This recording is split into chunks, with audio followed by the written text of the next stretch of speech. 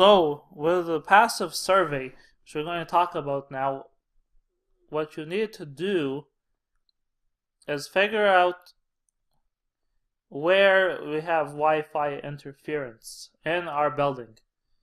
So it doesn't matter if it's new or old. There's nearby buildings and nearby offices, and they have Wi-Fi. Got Wi-Fi before you. So, if your store in a shopping mall, and there's other stores in the mall, or the mall itself, it has Wi-Fi, and the signals from the other access points are going to interfere with yours. Or if you're in an office building, the tenant above you or the tenant below you has Wi-Fi, and you're going to have Wi-Fi, and their Wi-Fi is going to interfere with yours. So we need to figure out where the sources of interference are. Other things cause interference, even like microwaves. And you need to be careful here because the sources of interference may not always be running. Somebody may be on their phone only a couple hours a day, but that a couple hours will disrupt you. So if they're on their phone at noon and you show up at 2 o'clock to do your survey, you may not pick up the interference.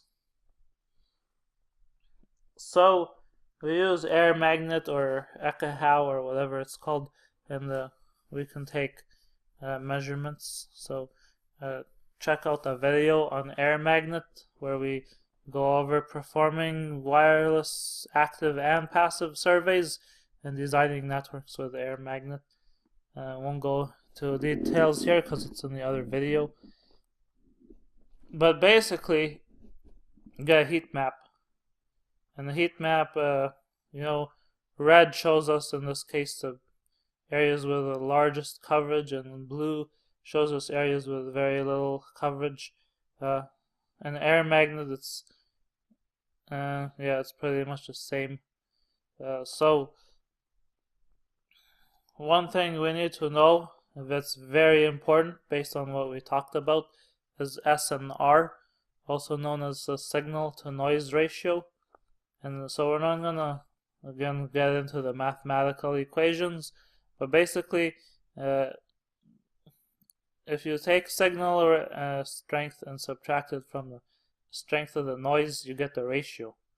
You don't get the difference, you get the ratio because of the math. And again, I'm not going to go back to grade 11 or whatever it was where they taught you logarithmic scales, but just know that the signal to noise ratio is signal minus noise, and the signal is going to come from the APs that you're going to install, and the noise comes from other devices. So you need an SNR that's over 20.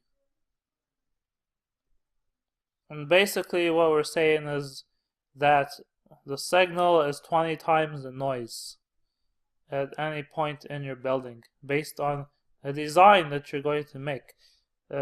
If the signal is too weak or the noise is too high and the SNR is less than 20, then you have too much interference, and that's not good.